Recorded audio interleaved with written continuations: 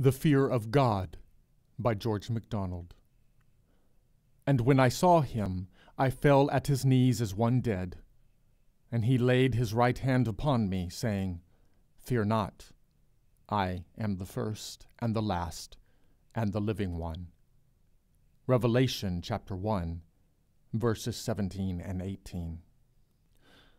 It is not alone the first beginnings of religion that are full of fear. So long as love is imperfect, there is room for torment. That love only which fills the heart, and nothing but love can fill any heart, is able to cast out fear, leaving no room for its presence. What we find in the beginnings of religion will hold in varying degree until the religion, that is, the love, be perfected. The thing that is unknown, yet known to be, will always be more or less formidable.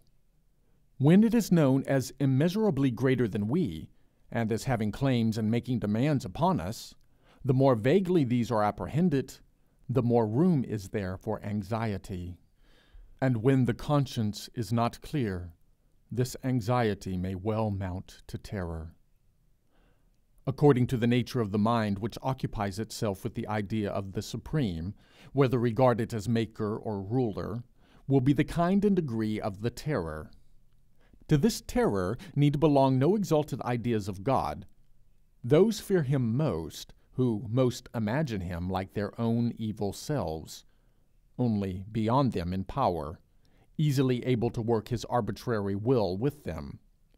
That they hold him but a little higher than themselves tends nowise to unity with him, who so far apart as those on the same level of hate and distrust. Power without love, dependence where is no righteousness, make a worship without devotion, a loathliness of servile flattery. Neither where the notion of God is better, but the conscience is troubled, will his goodness do much to exclude apprehension. The same consciousness of evil and of offense which gave rise to the bloody sacrifice is still at work in the minds of most who call themselves Christians. Naturally, the first emotion of man towards the being he calls God, but of whom he knows so little, is fear.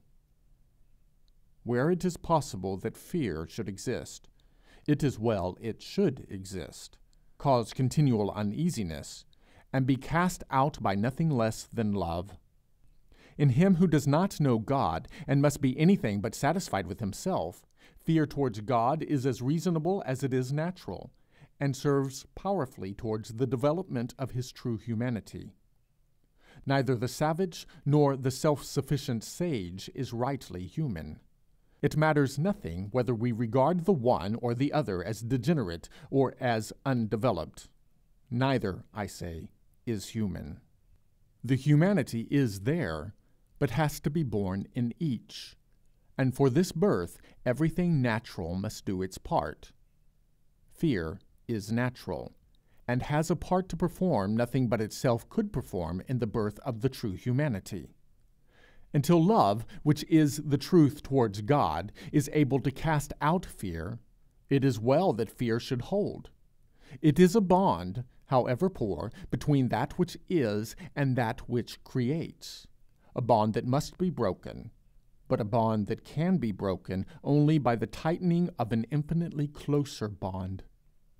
Verily, God must be terrible to those that are far from him, for they fear he will do, yea, he is doing with them what they do not, cannot desire, and can ill endure. Such as many men are, such as all without God would become, they must prefer a devil because of his supreme selfishness to a God who will die for his creatures, and insist upon giving himself to them, insist upon their being unselfish and blessed like himself. That which is the power and worth of life they must be, or die. And the vague consciousness of this makes them afraid. They love their poor existence as it is. God loves it as it must be, and they fear him.